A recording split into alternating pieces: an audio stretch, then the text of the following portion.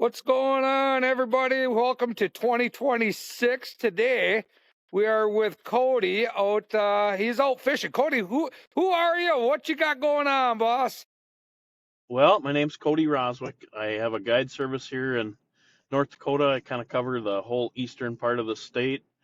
Fin Hunters Guide Service, and yeah, we're out fishing today, moving fish houses and people around, and we're well into the season, and it's been good so far. So we're enjoying this weather and taking advantage of it, and yeah, hopefully have a great season. It's been mild and we got good ice, and fish are biting pretty well, so we're off to a great start.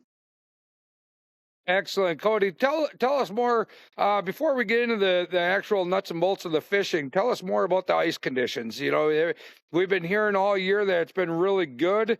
Is it still good? Is it travel good? Do people need tracks? How's the boat landings? Other than a few accesses that get blown in when the wind blows, um, there's not much snow on the ice. It's easy getting around. I was moving fish houses with my pickup today, so that tells you the ice is pretty thick. I would say it's 15 inches or better, most places. But obviously, you always got to use caution and use your head. There's certain areas that you'd never really trust, so you have to um, always be cautious of the ice. But overall, it's been nice and thick, good and clear ice. Um, we're real comfortable with the ice this year. We'll have 20 inches before you know it. I'm glad that you said that use caution because a lot of people, once you start getting comfortable and familiar with something, you become a little bit too comfortable, So, one Yeah, thing that you always want to stay away from is all that moving water and stuff under the bridges and all that, correct? yeah, yep. There's certain areas, pinch points and stuff that always use caution. And yeah, there's never 100% safe ice, but we're fortunate. The northern part of North Dakota, northeast part of North Dakota, always is a little bit colder. Even in years where there's marginal ice in the Midwest, we always have a little more ice than everybody else. It's one. It's a fortunate thing just because uh, we're comfortable and it extends our season. We usually go into mid March, and a lot of people are done early March. And there's years that we can fish all the way into April. So our season never closes out here, which is pretty nice. That really helps our fishing. And boat landings, everything else for the do it on your own people, the ones that are coming up, they're able to Yeah, access it. Okay. yeah. All right. Yep. So It's easy travel around here. Yep. perfect. Let's get into your service a little bit, Cody.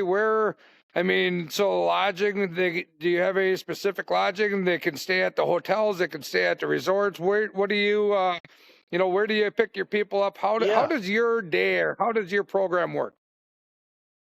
I have a similar program to most of the guides. I don't own any lodging. I work with a couple lodging uh, motels, and I've got some friends that have some cabins that we use.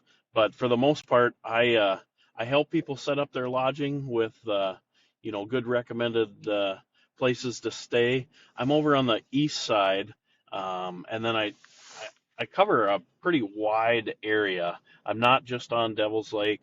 I fish Stump Lake a lot. I have a place right off of Stump Lake, and all the way down to Valley City. I guess my home is in Valley City, and I fish a lot of the little pothole lakes as well. And depending on where we fish, then I have recommended lodging for everybody. So I help But I the help get it lodging all is set up and make it easy for everybody to have a nice place to stay. perfect, but all the lodging is right there in Devil's Lake where they have all the amenities as far as the food and everything else, correct? Okay. My service, we try to accommodate people where we're fishing, so we might move them around. I got a trip coming up. We're gonna fish they're here for 3 days, and we'll probably stay 2 nights in Devil's Lake and then one night over to the east in order to kind of maximize our fishing time and not having customers have to drive an hour in the morning to get to a good fishing spot. Gotcha. Gotcha. So how is I mean, how is the fishing? You touched on the fishing a little bit earlier. How exactly, or what are you doing? What depth range are you looking at? Where, let's stick to Devil's Lake as far as a lot of the people coming into that town, or what they're when they're coming to you to fish, what are they all, because a lot of the people that are booking you are looking for the big Devil's Lake experience, right? They want to have the history and all that other good stuff and all of that. What do they need to expect? What do they need as far as their tackle, their rods, their baits, anything else? Yeah, fishing's been pretty good. Um, you have days where you have to work for them. Our typical day of fishing with me, we usually fish walleyes in the morning for a few hours, and then we're chasing perch in the midday and afternoon. And depth ranges, the walleyes have been, oh, most of them have been like 15 feet or less in the mornings, but there's some exceptions to that. And then we're fishing perch midday, and that's 20 to 35 feet. Uh, Tungsten jigs and small spoons. I use a lot of 16th ounce spoons and 16th ounce tungsten jigs, either tipping them with minnow heads, maggots, or waxies. And yeah, once you find them, we've been able to catch them most days. So so far it's been pretty good. A few bonus pike here and there. Caught some white bass the other day.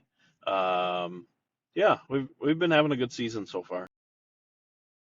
What color do you recommend me throwing in my box when I come out there, boss?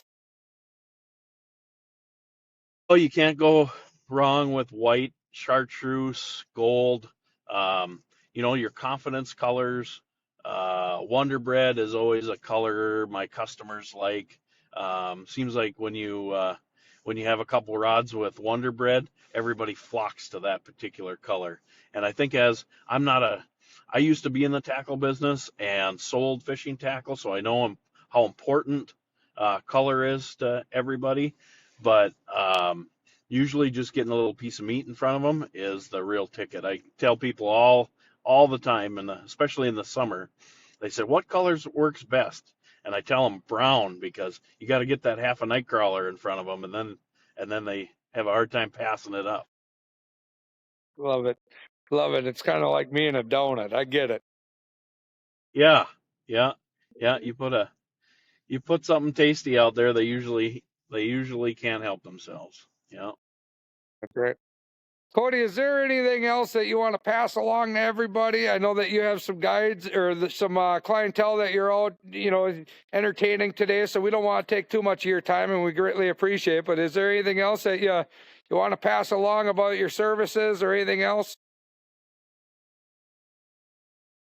Yeah, we got some openings in February and March, so if people want to get a hold of us, they can give me a call or look up my website. It's finhunters.com. My phone number is 701-840-5407. Yeah, we cater to groups small and large. Um, I've been doing this for a fair amount of years, and we work with some other guide services when we have big groups. I got a young guy that helps me out, Trey Jordy, and he's excellent with customers. And we just enjoy taking people fishing, showing them a good time. And the Dakotas just seems to um, keep producing year after year. There's times when our perch numbers are down or our walleyes get a little fickle, but we always got a backup spot, and that's what makes being a fishing guide so great in North Dakota. So I appreciate for your help and promoting Devil's Lake, and give us a shout anytime, and we'll try and set you up for fishing, lodging, and the whole 9 yards. Sounds great, Cody. Well, we greatly appreciate it, and we'll let you get back to your clientele. Be safe out there and keep filling those buckets, brother. All right. Have a great day, Pat. Thanks for the All right, opportunity. thanks. You as well.